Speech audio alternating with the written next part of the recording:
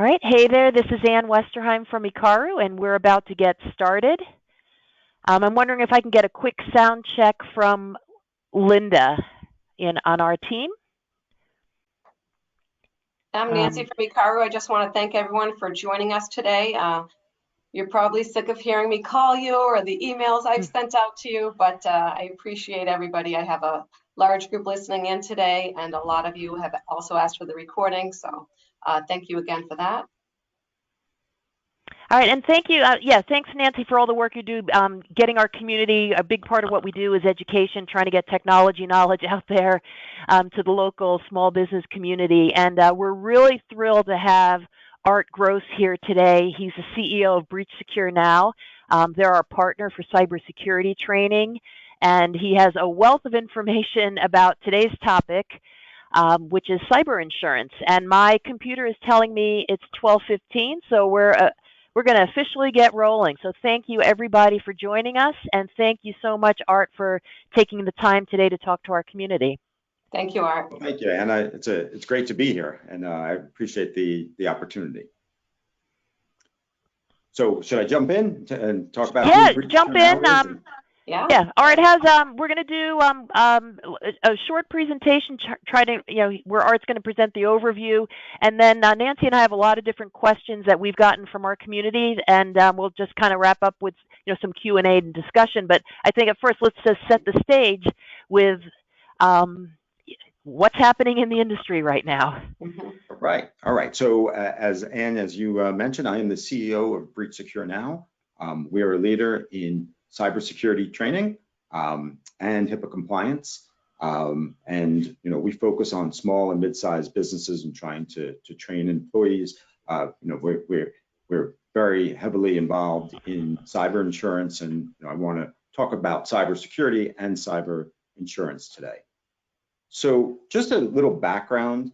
As most of you know, that cybersecurity and cyber threats from cyber criminals are something that's in the forefront of news and attacks on small businesses, all businesses. But it's really important to realize that small businesses, small and mid-sized businesses, are a target. Many small businesses don't believe they'll be targeted.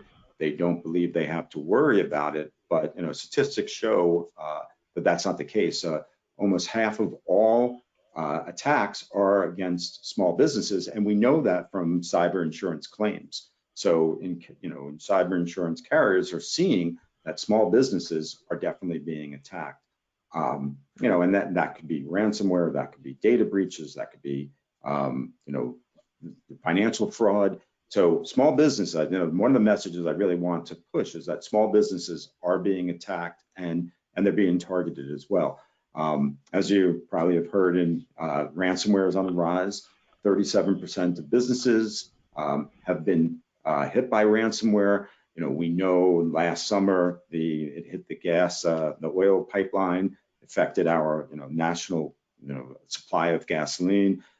It hit meat packing plants, but lots of smaller businesses are hit by ransomware as well. So it's definitely a problem, and it's probably one of the biggest threats to small businesses, big businesses. Every business is probably worried or should be worried about ransomware. What we're seeing is that most data breaches are caused by human error. 90% are caused by human error, and that's employees make mistakes, right? They click on phishing emails, they send the wrong information to a customer, they lose laptops, they're socially engineered and tricked into paying fake invoices, and humans are definitely an issue, and that's why we really want to focus on training and strengthening employees. And then phishing is probably the biggest threat. Cyber criminals realize that they can use phishing and email to trick employees, and a company could have all the technology in the world to protect them, but if one of your employees makes a mistake, it's like opening the door and letting the criminals in. 80% of data breaches are caused by phishing attacks. So we have a real issue that we need to look at, is small businesses are being targeted. Ransomware is rising. Your employees are probably going to cause a data breach, and phishing is a major threat to employees and to your business. Yeah. And I was just going to toss in, Art, that when we run simulated phishing tests on behalf of local businesses, no one thinks they're going to click on the link. People say, oh, I would never click on the link. And there's always a percentage of folks who do. And fortunately, that's just a training thing, but it's that's a real eye-opener. It's funny because we hear from a lot of business owners, I hire smart people. They're not going to be, they're not going to fall for that. But, cybersecurity and understanding, phishing and scams, it's just like any other subject. You need to be trained, you need to be tested, you need to keep that focus. You could be the smartest person in the world, but if you've never taken biology, you probably don't know anything about biology. You need to go through that. So, I always smile when I hear someone, oh, our employees are smart enough that we don't, have to worry about that. And that's usually not the case, because humans are trustworthy.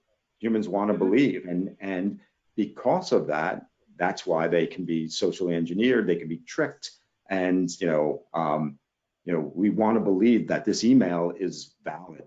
And like you said, Ann, a lot of people don't think they'll fall for it, but they really do, and that leads to data breaches.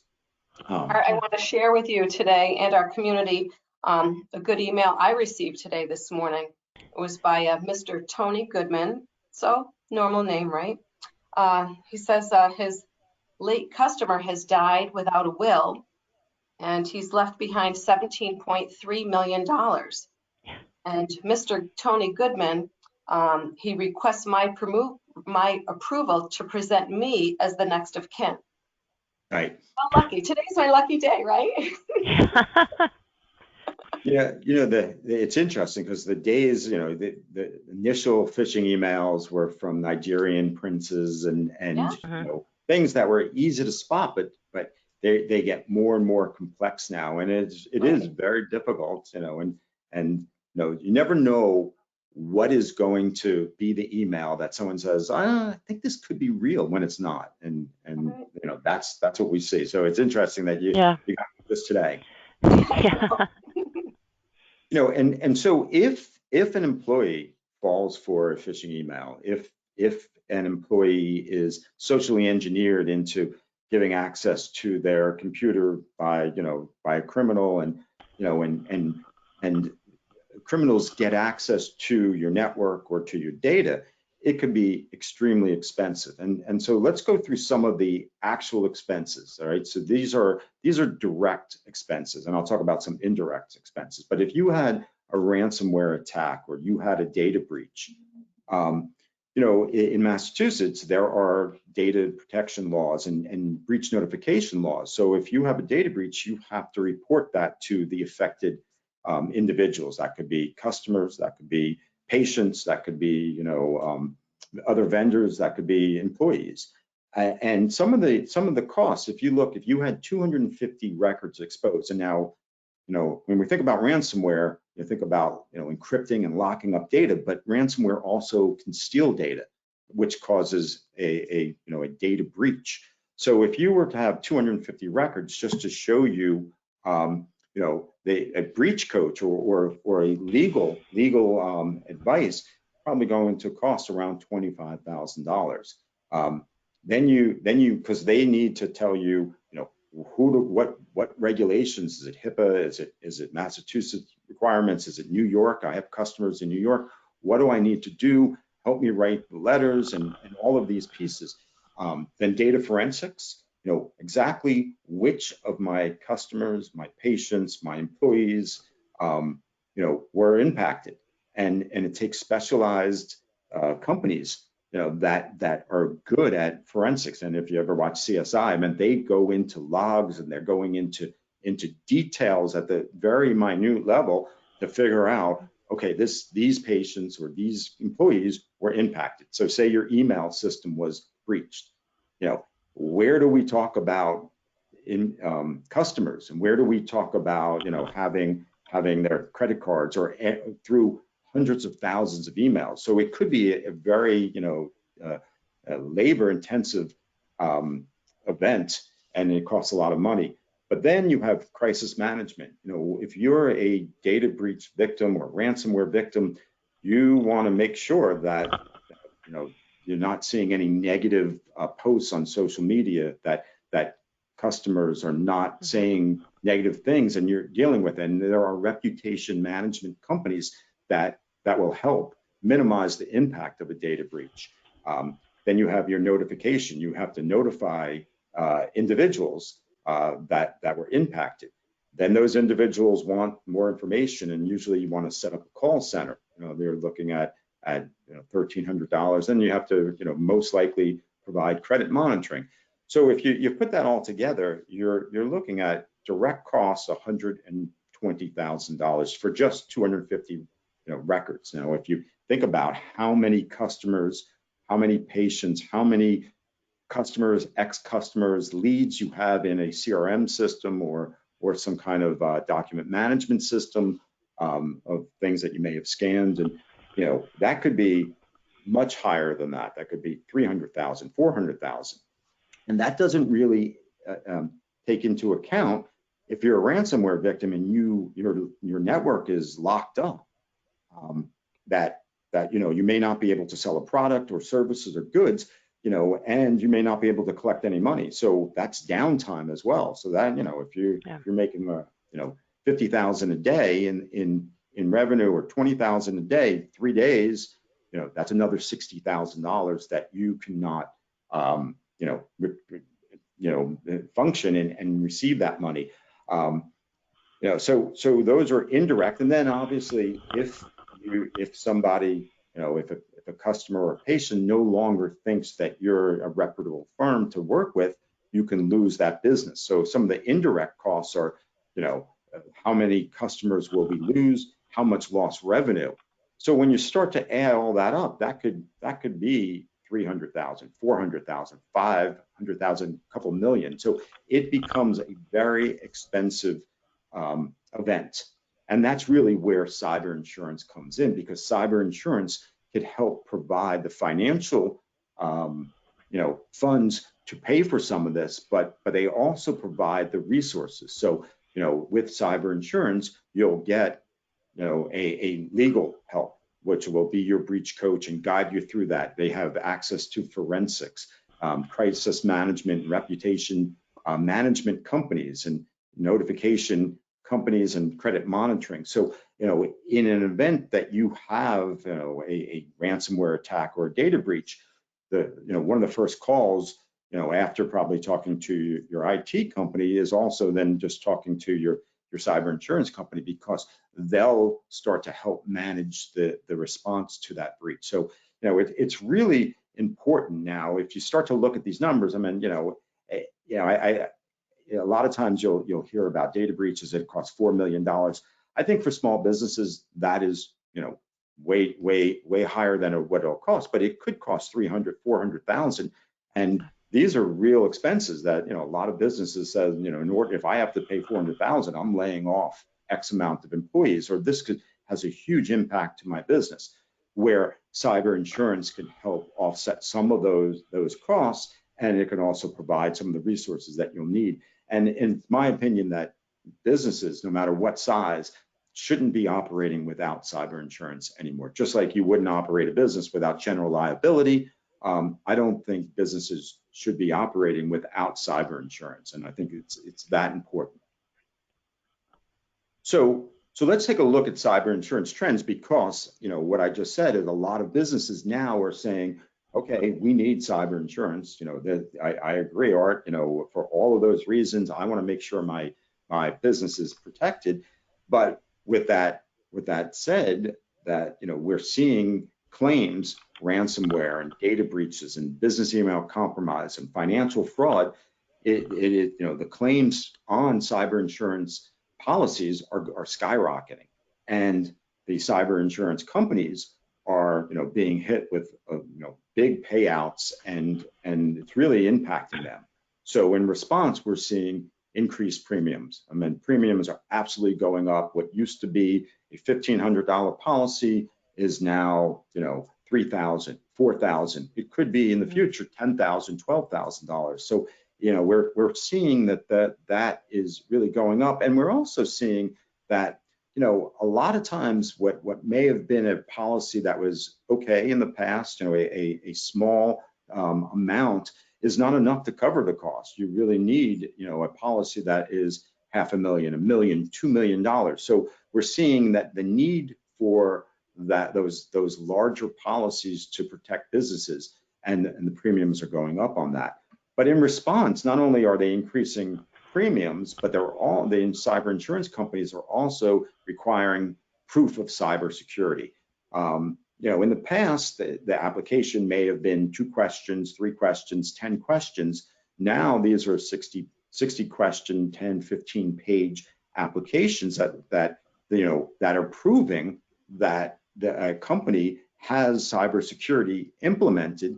Otherwise, the cyber insurance companies will not insure those companies, and it's there's a big focus on that now. So when we look at some of these applications, the insurance companies are really focused on go back to what I was saying before. Majority of data breaches are caused by human mistakes. Phishing is a big problem, and the lack of overall cybersecurity is a big problem. So on some of these applications, right here, is awareness training regarding security issues conducted for all employees. Here are you doing a security assessment? Do you know where your gaps are? Do you have written security policies with annual training on those policies? The insurance companies are asking, is there automated virus scans? Is there encryption on laptops? And if you look at them, and these are real, in-depth, questions and about the cybersecurity safeguards. Do the following, the financial or accounting responsibility employees, are they trained on social engineering? Again, you want to make sure anyone that can transfer money is trained, so they're not sending, paying a fake invoice or wiring money to a criminal. How often are you doing phishing? Is it monthly, quarterly, annually? Are you using multi-factor authentication? So the cyber insurance companies are absolutely requiring much more proof that companies have cybersecurity in place before they will insure a company, and on renewals. So last year it may have been a 10 question or maybe 2 page application. Now it's going to be 60 questions and 15 or 16 pages that you have to answer honestly, because you definitely don't want to say that you have something, and then if you have a data breach or a ransomware attack, in part of that forensics, find that those safeguards were not in place, because that's the way that an insurance company can say, well, we're not going to pay out on a claim because you don't have the safeguards in place that you said. So it is really important to do everything you can to minimize a chance of a data breach or ransomware by training employees, by doing simulated phishing, by doing your security assessments to make sure that your gaps and where your data is, by having written policies, by implementing the right technology, and then obviously you want to make sure that you have cyber insurance, because even with training, even with all the best technology, there's no guarantee that you will not have a data breach. So minimizing the chances by training and implementing safeguards, and then protecting yourself with cyber insurance is very important. So that's really, I want to just give the background on that, and I think you may have some questions, but that gives at least some a footing for us to talk through that. Right. Right. Yeah, that was a great overview. And because we get questions like this all the time, and a lot of folks, we see a lot of businesses in the community make assumptions like, oh, well, my general insurance covers this. Well, it doesn't. The other trend is, there used to be some great low-cost, very affordable plans that are now being phased out. that they're not getting renewed. Folks are going to have to step it up. Where in these questionnaires, we just got a call from somebody in the community with a 6-page questionnaire, just loaded with questions. Yep. And it's also, to answer incorrectly, it's not only would your claim not be covered, there could be criminal if it's viewed as insurance fraud. So just casually, like, oh yeah, I'm sure we do all this. We just want to make sure folks are really aware. You have to answer the questions honestly and accurately. Do what you say and say what you do. And maybe 100%. Yeah. Mm-hmm. And just address a lot of those low cost policies. They were very easy to get. Insurance companies now are saying that's not enough. That's not enough to coverage, and we want to make sure that there's a lot more cybersecurity in place. So we're seeing that trend of phasing those policies out. So absolutely seeing that. Right. And as you know, everyone's on high alert right now when it comes to insurance for your business. And someone in our community that I talked with told me they paid $275 one year, and then the next year it had gone up to $24,000. Yep. Now, I don't know anything about their claims or anything, but I was wondering if you could talk about what you may know about that price increase. Yeah, that's astronomical. We're seeing increases of anywhere between 40%, 70%, some 100%. So that $2,000 policy would be $4,000 policy. Not only will it double, but coverage will be in half as well. So maybe it paid $100,000 for ransom. Actually paying a ransom, now it may only cover $50,000. Or so not only are premiums going up, but coverage is going down. So it's really important. And I'll address the 24,000 in a second. It's really important to analyze those policies and make sure that what are they covering? And you said that a lot of businesses think, oh, I have a general liability that'll cover any social engineering or ransomware, and it doesn't. And or if it does, it covers such a small amount with such exclusions. It's not the right amount of coverage. Most likely, Nancy, if that was, that premium went up that much, that's astronomical. There were probably prior claims, right? You're a high risk to that insurance company, or when you answered that questionnaire, you didn't implement the right technologies or enough of the technologies to really protect yourself. So, as part of the underwriting, the carrier will say, you know what, we'll provide insurance, although a lot of them will say we won't provide insurance at all, but we'll provide it, but it's going to cost you $24,000. I mean, a good analogy is if you look at like hurricanes. If you're in a hurricane,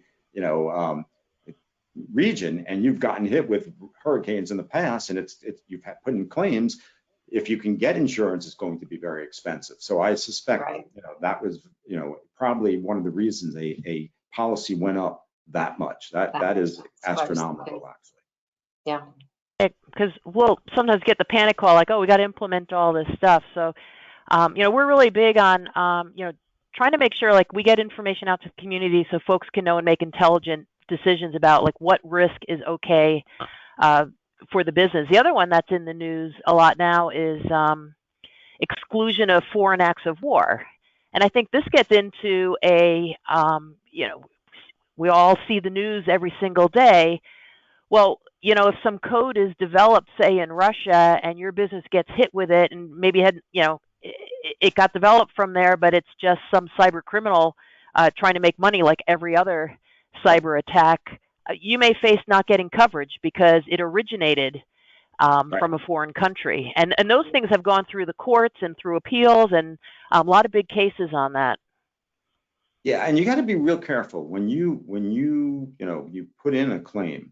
You don't want to make any, we think this is a Russian ransomware or something like that. You want to be very careful of what you say, just give the facts, right? But at the same time, what are those exclusions? And, is that something that we have to worry about? And businesses are they're surprised, and you don't want to be surprised. You don't want to be surprised that you're not covered for something. You don't want to be surprised that it could be an act of war and you're not covered either. But there has been, a lot of cases, and I think Merck just won like $1 billion suit trying with WannaCry. They had $1 billion worth of damage, and they were able, the carrier said we're not covering it.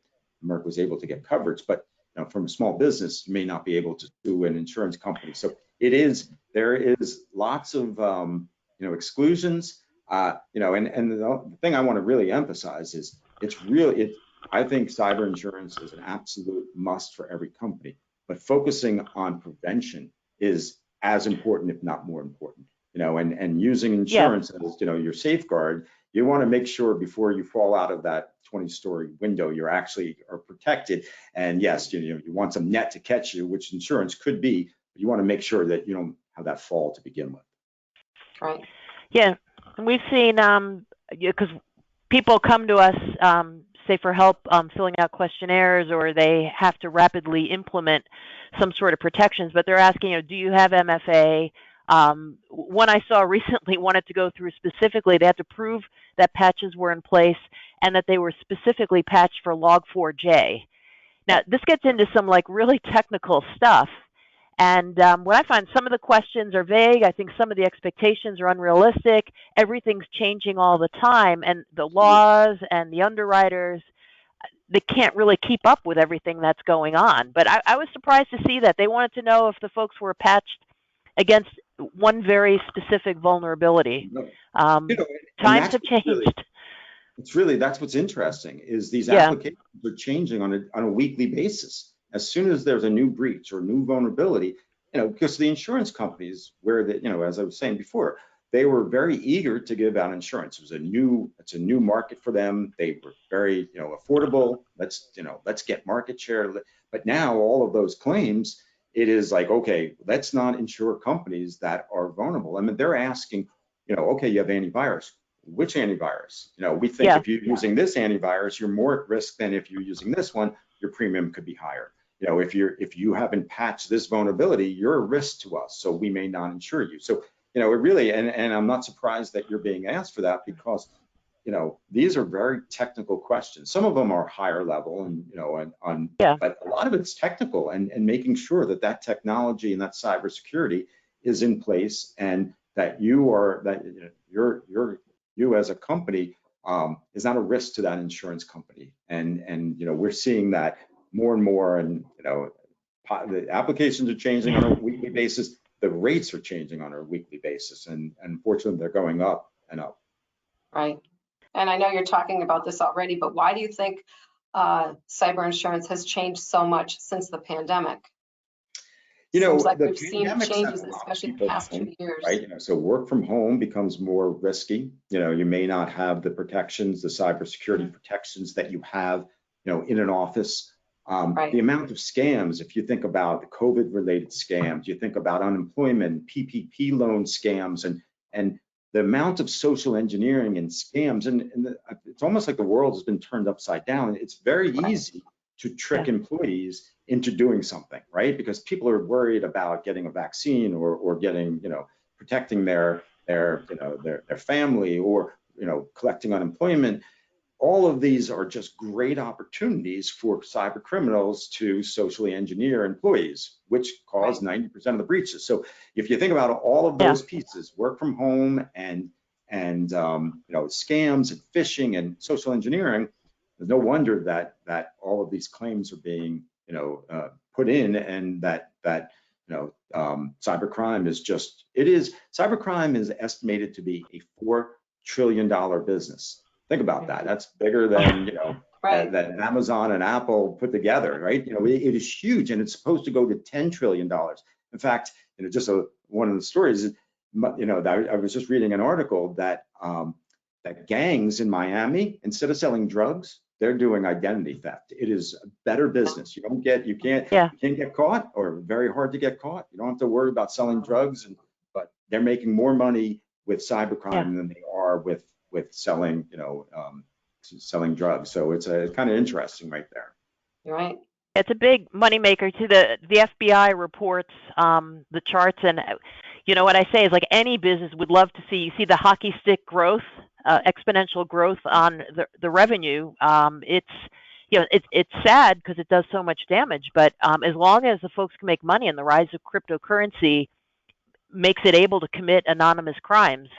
And It's you're going to not see going to stop. as that revenue goes in, more and more funds go into, they're hiring the smartest developers in the world. They're hiring, they have help desks and call centers. So it will make it easy for you Yeah. to pay the ransom, right? We want to, and we're honest criminals. We want you to work with us. I mean, the organizations they have, it's actually incredible that how much money is in this economy of crime right now, cybercrime. Yeah, and I think too, because like we just having a lot of conversations with the community. I had one business owner tell me, like, well, we're not worried about putting any protections in place for cybersecurity because we have cyber insurance. Okay, now that's going back like 2 years, but that thought, like, first of all, insurance, I think sometimes people psychologically think it prevents stuff from happening. You still will have the event, and the cyber insurance is an important part of the financial risk reduction for the business, but it also won't cover any future losses. If your reputation's damaged, recovering that could take a very long time, and that's not, other than the notification and maybe the PR, but the future impact isn't covered. And true, and that's why a lot of companies have that exact attitude, and that's why that we're seeing all of these claims, right? But the other piece to really think about is if you are a ransomware victim or you are a data breach victim, even if cyber insurance pays, the emotional issue, right? When you are now you have to say it's patients, and you have to tell patients that their sensitive information has been compromised. You have employees who think, are we going to get paid? You have customers who are saying bad things about your business online. The emotional impact of a breach is almost as bad as the financial impact. I mean, I've had doctors literally cry on the phone. Yeah. I've built this business. Am I going to go out of business? Scared. I mean, business owners are scared, petrified that, it took me 20 years to build this business, and one phishing email, and now I could be out of business. And it doesn't make any sense. Right. So if you actually, I always say, if I could just, bottle that fear and just give it a new prospect, just drink this and feel that for 10 seconds. I couldn't sell enough training. We couldn't sell enough insurance. Yeah. That's the piece that really, it's not the insurance that it'll help you and maybe it'll save your business, but it's that emotional financial impact that is it's huge. It really is. Right. Yeah. Sadly, we've been on the receiving end of those types of calls, and when smaller organizations are hit, it doesn't make national news, but it is happening around the region. And our mission is, like, we're not trying to just scare everybody, but there's a lot you can do before, talk about the boom inside, to the right of boom and to the left of boom in cybersecurity. And there's a lot of things you can do to make things safer, layers of security. The things that the folks are asking for, insurance companies are asking for in the questionnaires, are all the things that people really need to do to reduce the risk. But the more you know, then you can make intelligent decisions about, what will the budget allow? Work through a simple incident, like what would you do for an incident response plan? Work that through with the managers in your company. Try, it doesn't have to be a fancy book. It can be one page of just how you would respond. But the more you know, the better prepared you can be, and the less of an impact this would have. So for us, it's really about education. It really is. And if going back to the stats, 90% of breaches are caused by employee mistakes. So every company needs to focus on that, right? Everybody wants a firewall that sits in the closet, blinks, and protects me. Those days are gone, right? We have to worry about, okay, if 90% of the breaches are human, let's train them. Let's put multi-factor authentication. Let's make sure they're not reusing passwords. I always say this, we wouldn't have a cyber crime problem if we didn't have a human problem. So, focusing on the human aspect, and that's, honestly, it's not expensive.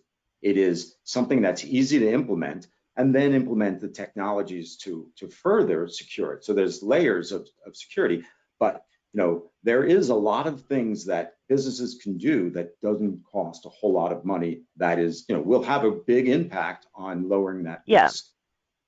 Right. And a lot of, the basics of, MFA, a real business class firewall, security patches up to date, and the basic cybersecurity training. But that requires participation. So there's a lot of folks who we'll reach out to them like, here's your report. Like, great, you have this thing in place, and we love the Breach Secure Now platform. We roll that out to a lot of the folks we work. Well, and we try to get everybody engaged in this. But it requires participation, and I think even things like doing an Amazon gift card to the top person on the leaderboard or something to get it going. But the news hijacking, Russia invaded Ukraine, and the next day there's already warnings about fake disaster relief sites. So whether it's tax season or anything, but I really feel like if all the employees in the company if you build that culture of cybersecurity, you're going to be in so much of a better place, and that doesn't have to be expensive, but it can make a big, big difference. And that's it kind of gets back to, businesses want to put in some box that'll protect them. So I don't, we don't have to worry about participation. We don't have to worry about all that stuff. But that doesn't happen. So we do have to worry. We have to just make sure that employees, and that's one of the reasons that we, in the Breach Secure Now platform, we made that employee secure score. So you can actually evaluate if employees are strong or weak. And what you were saying about the culture of security, it's like they shouldn't be punished because they're weak. They should be educated more. And part of a good culture is, it's okay to be weaker, but you have to take this seriously. We want you to take this training. We, in pushing for that, and that really gets around that culture. Because if you have a bad culture of security, if somebody makes a mistake, they're going to hide it. I'm going to be punished. I'm not going to tell anyone. Networks ransomed, right? So you want a good culture of security, and it's a part of it is human aspect, part of it is technology as well. Right. Yeah, there was a picture in the local news of the town finance person, I believe it was Milford, who accidentally transferred $500,000, and there was a picture she had to present to the town government, and you could see the pain on her face. A hardworking person made a very expensive mistake that was carefully socially engineered. And but just the more you know about all the different tricks, the better off you are. And and it's again, you can't really protect yourself if you don't know. If you put somebody that's in charge of wiring money or paying bills, but you don't train them on some of the scams, you're setting them up to fail. You have to make sure that they are aware that they will be targeted. You're in finance, you're in HR, you're an executive. That's the other piece. Executives are, train the employees, but don't train me. Well, you have access to the whole kingdom. You're probably one of the people that should be trained more than anyone else. So it's important. It's important to understand the role and understand the amount of training that employee should have. Right. It's important to educate everybody in the company.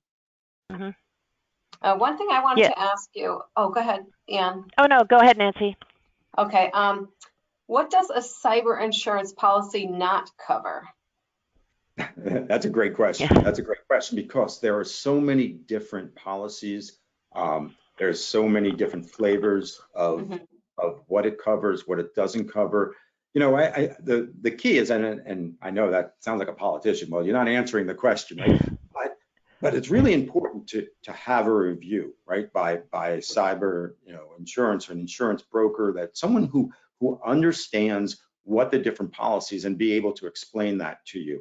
I kind of talked about what it does cover, in terms of some of those aspects, but there's lots of exclusions. There's lots of sublimits. So, maybe we'll cover breach counseling or legal, but only $100,000 on a $1 million policy. So every policy is different, and you really have to go through to make sure that you know exactly what is covered, what's not. And if you think you have insurance, make sure that you really do have the level of insurance that you need. So when you have a breach, you're not surprised. So I mean, reviews of those insurance policies. A lot of business owners think they have general liability, directors and officer insurance that'll cover ransomware, that'll cover data breaches, but it doesn't.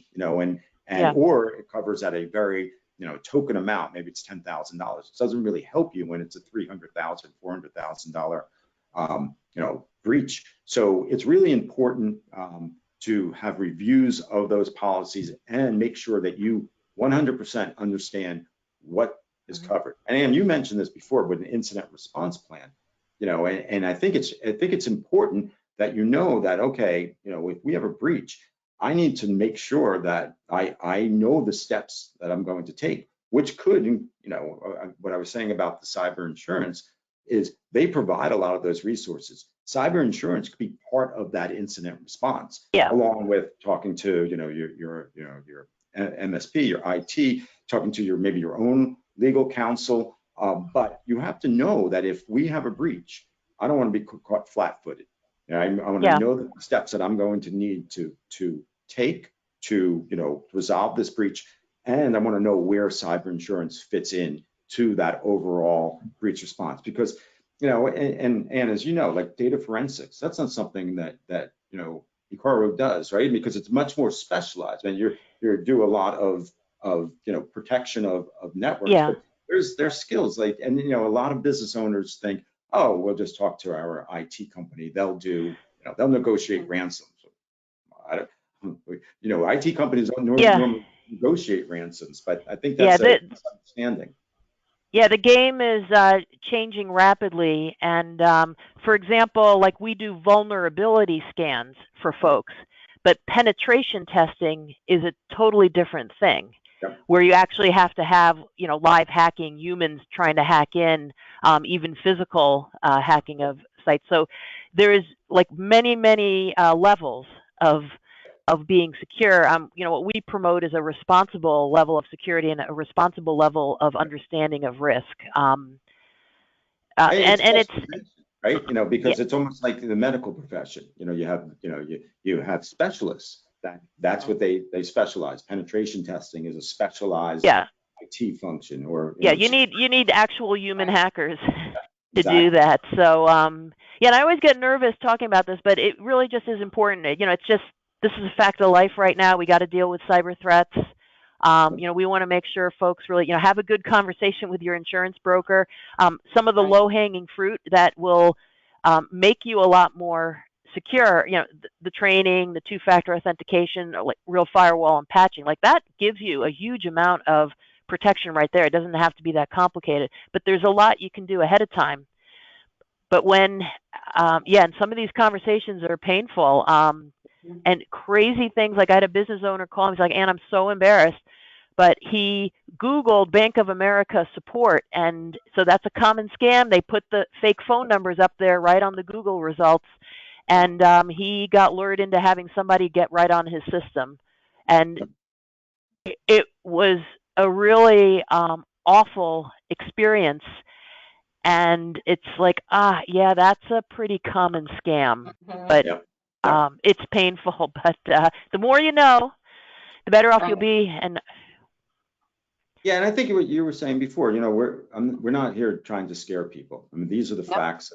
These are real facts now. Maybe 10 years ago, you didn't have to worry about cybercrime as much. But now, when you have a $4 trillion business, industry, they're going after as many businesses as possible. And what you just said, Ann, is if you put in those basic protections, the training of employees and making sure you have multi-factor authentication and patching, if you make it hard for a cyber criminal to get in, they're probably going to move on. Okay, especially in the SMB area, because a lot of SMBs are they just, unfortunately, they're just randomly attacked. And if it's, if you're not patched or an employee, it's a crime of opportunity. Right, but they're not. It's not a specific one. Right. If you put in those security protections, they'll probably move on. Right. So it's not a hopeless I'm not like it's doom and gloom. It's, you can do a lot to reduce that risk and probably save, protect yourself. And then obviously you still need insurance in case something does happen. But that's the thing. It's not just just fear right now. I think we should be concerned, but there's a lot of things that you can do to lower that risk and live with an acceptable level of risk. Yeah. And that's I think, a great point, an acceptable level of risk. That's a great point to conclude on. This went really fast. It's just 1 minute to 1 right now, so we're going to have to wrap up. I know folks need to get out to other meetings, but Art, it's been a pleasure to have you here. We love the Breach Secure Now cyber training platform. We really encourage people to engage with that. And anybody, if you want to book a conversation, you just have questions, reach out anytime. And thank you so much, Art, and your entire team. Thank you for talking to our community. Right. Thank you. Thank you. Thank you, Ann. Thank you, Nancy. And thank you for the opportunity. We really appreciate it. We really appreciate your partnership as well. And, thank you for having me. Okay. All right, great. Thank you so much. Thank you, everyone. Bye-bye. Bye-bye.